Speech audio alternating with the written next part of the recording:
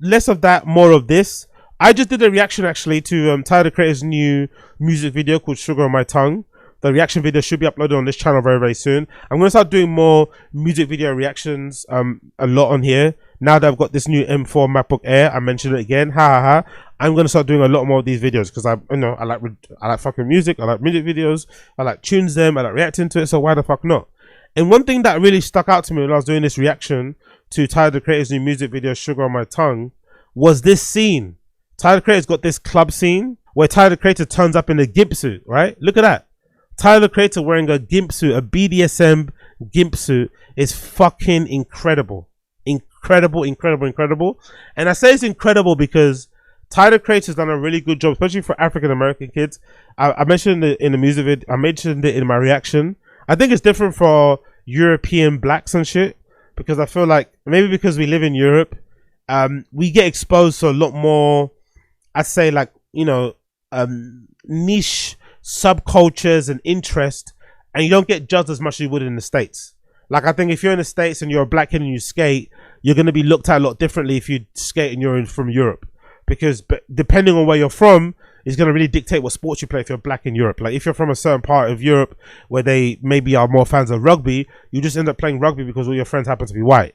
But if you grew up in an area where everyone plays cricket, you just play cricket. So you just kind of, you know, assimilate to the area that you're in. But I feel like when well, for whatever reason, African American kids especially, I feel like they have to live up to or follow in the footsteps of an image of what it means to be black. That's very rigid, you know. It's very rigid. You can't really operate outside the margins. If you do, you start getting called names. People start calling you gay, start calling you weird. It's really annoying. I'd imagine for an African American kids out there. But Tyler the Creator is a really good inspiration person to kind of look to, because he kind of dabbles in things that you would imagine the convention, or a lot of people wouldn't expect conventionally African American kids to be into. But he also exposes African American kids to interests that he might have seen when he's on his travels in Europe and stuff that they're probably not game or hip to. Because especially here in Europe, especially here in London specifically, the whole sex, kink, sex positive, BDSM sort of shit has popped off massively. Like, I can't, like, the days of crossbreed, like RIP crossbreed was one of the biggest, like, on one of the most popular sex parties here in London for a long time, before the founder got accused of being a fucking creep. Again, really funny story about him and me bumping into him in fucking Berghain and him trying to make out that I was a creep when in fact he was a fucking creep, and his whole party got fucking taken down. So that's fucking hilarious. But I hope he's okay. Hope he's on the mend now and getting his feet back up and maybe getting back on the horse and starting another party, because we do need more of those than less. But Crossbreed was one of the most popular ones, and it was really, and maybe at that point Club Robertson was also existed, but they were seen as a little bit different. They were seen as a little bit weird, a little bit niche, a little bit, you know, whatever. But I feel like in the last few years, it's become a lot more accepted. It's become a lot more widespread, and I feel like there's way more options now.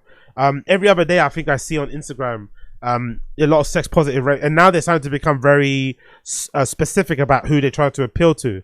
I've seen sex positive parties where they only really try to aim it towards flinter people. I've seen sex positive parties where they're only trying to aim it to certain races, certain interests and shit. So we're getting into that place. Before it was just like an all-encompassing wide umbrella. Now we're getting into like the kind of, you know, the subcategories of this scene. But by and large, from what I've seen, again, I've never been to one, because I'm one of those type of people that like to separate my dance music and my sex and my dance music. But from the pictures that I've seen online, you don't really see a lot of black people at these events, right? You don't really see a lot of niggas at these events. I know they do exist and they go there, but you don't see a lot of them there. And I'm wondering now, going forward in America specifically, if a lot of kids who are maybe into this sort of stuff, into BDSM, into kink play, into all this stuff, sex positive movement, if they're going to see Tyler doing what he's doing now in this video, and they're going to be inspired by it to try it out for themselves, and to maybe go to a sex positive party sometime soon, kink rave sometime soon, and sort of submit to themselves to the dark room, submit to themselves to the debauchery that goes in there, and have one hell of a time. I also remember back in the day, I don't know if you guys remember, what event was that? What event was that? I forgot what that was. That Cyanoid? I'm not sure if it was a sign. I forgot what sex party it was, but you guys remember there was one of these kink raves, and they had all the sets uploaded on Pornhub. I think Boiler Room might have helped them out do it. I think Boiler Room were in collaboration with them, and they uploaded the sets on Pornhub. I don't know if you guys remember, but that was ages ago. That was fucking funny. Actually, that girl Chippy Nonstop, actually, you know, she's not the greatest DJ in the world, but I do remember she was one of the first people that I saw who was a prominent DJ, but also had her OnlyFans. And if I'm not mistaken, her OnlyFans was essentially her DJing topless. You know, so if you're into, you know, her boobs and shit, you're into her, then I guess join her OnlyFans. Just speaking about that, actually, I'm actually surprised there's not a lot more DJs, especially female DJs, who are into the whole OnlyFans thing. I wonder why that is. Because I do see, I feel like every other day I'm seeing way more girls on my, maybe it's just my algorithm because I like certain things, I don't know. But I feel like I'm seeing a lot more like random DJs who I don't know, who have amazing followings, super, you know, hundreds of thousands of followers on their Instagram. I feel like I'm seeing way more of them in their little tight little tops with no bras, bouncing up and down behind the booths, right? Which is great fucking engagement bait.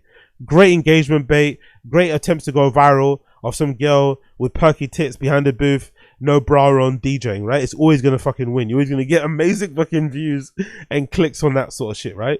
But I'm surprised that girls that are willing to do that sort of thing, who are willing to, you know, objectify themselves for the end goal of getting more bookings, because that's the really depressing side of things, right? The really depressing side of DJing is that every antic someone's doing, everything that looks really cringe, everything that's really lame, at the heart of it, the reason why they're doing it is because they want more bookings. It's because they want to get booked more often. It's because they want to play in the bigger clubs, better festivals and shit. They want to make more money. So they're willing to do whatever. They're willing to embarrass themselves on social media. They're willing to cringe themselves out just to ensure that they get way more bookings going forward. So it's a bit of a sad situation. But going back to Tyler Creator's video, Sugar on My Tongue, it was really cool to see him dressed up in this BDSM style. I'm hoping for the kids coming up, they're going to see this and they're going to be like, you know what? I also want to get into BDSM. I also want to get into kink play. I also want to maybe go to a club. I also want to go into a space where there's fucking glory holes and shit. I also want to be like Tyler the Creator and wear like a fucking gimp suit.